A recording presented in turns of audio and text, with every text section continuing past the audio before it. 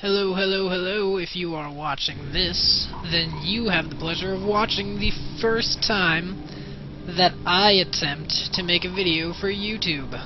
Yeah, it's a very exciting game for me. If everything goes according to plan, I will have started a YouTube channel and make viewing games just like this one easier than ever before, because I'll be honest, live stream sucks. I mean, it's great for streaming live, given the name, but as far as recording videos and watching them later, it's not the greatest, so I am trying to make a switch over to YouTube for videos on demand in the past that have already happened and are not currently happening, just for viewing pleasure. So, the first game ever, provided that this works appropriately, on the YouTube channel will be Ruspandaman, the WIU player who generously donated this replay, against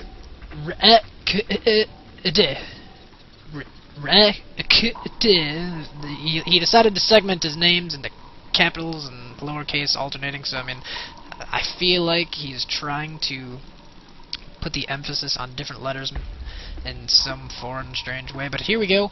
We have a PVT, it is not a PVT. Oh boy, it is a PVZ. I always do that. I always assume there's a Terran. There are no Terran on this map. PVZ. Alright, good, I said that right. And the map is the Shattered Temple, which, if you are new to the game, then, I mean, it's just the Shattered Temple to you, but if you have played StarCraft before, or if you've seen StarCraft games before, then you know that the Shattered Temple is just Blizzard really saying, oh, we goofed, and we goofed bad, because this was a map called the Lost Temple, and oh god, was that map was broken for Terran. Just the placement of the cliffs for tank placements and Thor drops. There were so many ways the Terran could abuse this map. It was Blizzard done goofed, but they made it right, and they fixed it, and we have Ruspandaman, who has not picked up the 14 hatch. It looks like he's going to pick it up now. Yep, there it is at about 17, so a little bit later on the hatchery. I don't ever claim to know what the other races do in the matchups, so this is probably a very legit build. It just kind of throws me for a loop when it's not a 14 hatch, because that's all I think Zerg can do. But I'm a Terran player, so I am not sure of the legitimacy, but we do have a Cyber Core, almost nearing completion for... Man, his name is just... oh, that's such a bad pun. His name is wrecked. The way he has his upper and lower cases. That's awesome. I don't know if he intended that. We have some gas mining down for Ruspandaman. He has not quite reached 100, so he cannot research Zergling speed. Gonna be getting it a little later than usual. The one boss zealot here standing guard at the ramp, making sure no sneaky Zerglings sneak by and get some scouting. The hatchery is nearing completion for Ruspandaman, and a second gas out of our Protoss player here, which usually suggests some kind of tech. Either a robo play. I think it'd be interesting if he went with some kind of Stargate. I was really hoping he threw down a Stargate there. But no, he's actually just gonna straight up 4-gate like, I don't know, like a platinum nub. Man, I was really excited. I was really hoping I could see some Stargate play, because I hear Stargate play is super strong against Zerg. But alas, it will not be a demonstration of cool and innovative play. It shall be the tried and true, played from Diamond to Bronze, all the way down to Bronze, the 4-gate out of the Protoss. I really feel like a stronger choice for a Protoss would be to 3-gate Expo. That way you can put pressure on and force lings instead of drones, and get your Expo up. Because I really feel like this 4-gate, if it doesn't break this Expo out of Ruspandaman, the Protoss player is going to be in a lot of trouble. But hey, I have not seen this game before, so it might work out for him. We do have roaches, 5 roaches now coming out on the field. That would explain his delayed Zergling speed. Roaches are very strong against Protoss. They're pretty good against Zealots, from what I hear. And it looks like the 4-gate is not gonna hesitate and wait for more warp. It's just gonna go straight in to the heart of the battle here, force fielding off the ramp, so these 3 roaches will not be able to partake in the fight. And this might actually pay off for as he's now got the roaches and lynx and a queen here back to the wall, but he did not force field these other reinforcement roaches, so I'm thinking Rospendaman shall be fine, as these roaches will be picking off this stalker. 3 more stalkers in coming in to reinforce, but they're just going to waltz up to the battle and not focus fire this one down. The queen does go down for Rospendaman, so a little bit of pain being applied there. No sign of more warpins. The toss has plenty of money to do so. And it looks like is going to be doing some major damage here. The roaches are just now cleaning up the remaining stalkers. If there's going to be more than one zealot, yep, there's the warpin. Rospendaman might be in a little bit of trouble here still. More roaches and lings coming in to reinforce. So this is a lot of pressure for the 7-minute mark here, which is pretty cool.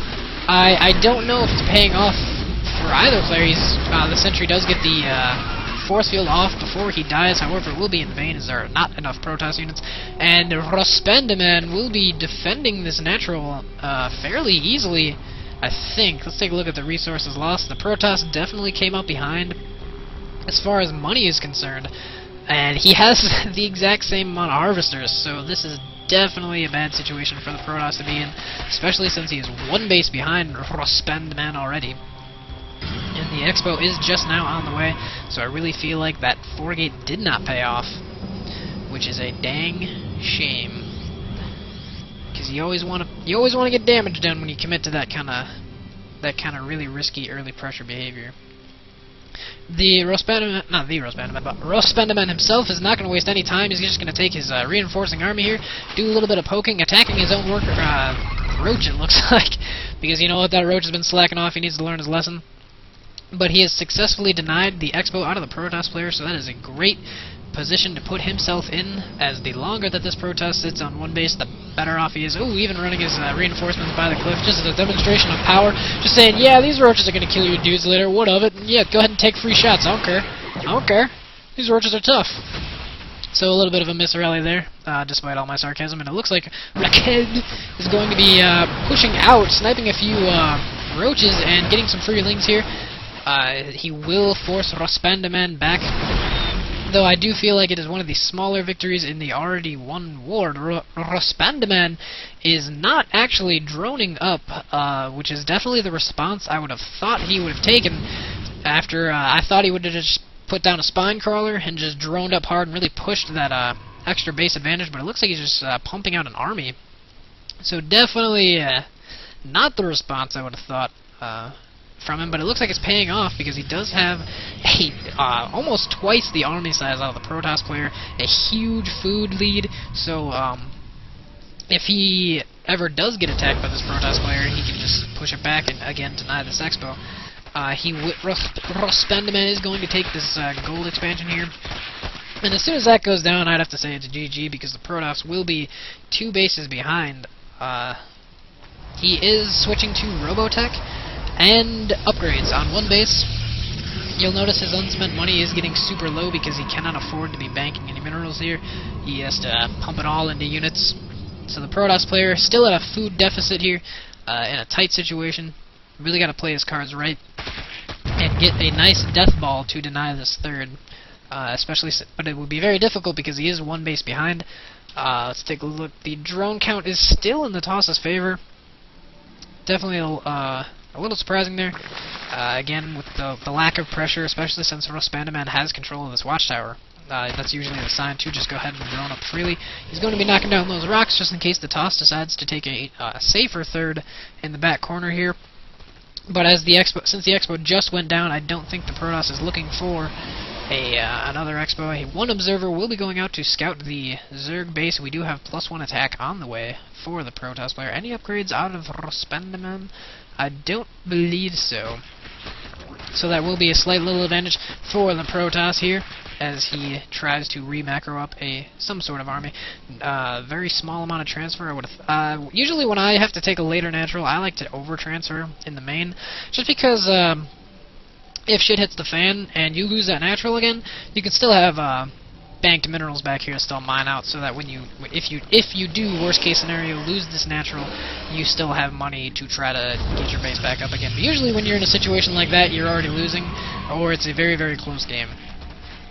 And usually in the very, very close game, that's when that pays off the most. But I does not look very, very close. Ruspandaman is getting his third here. At the high yield expansion,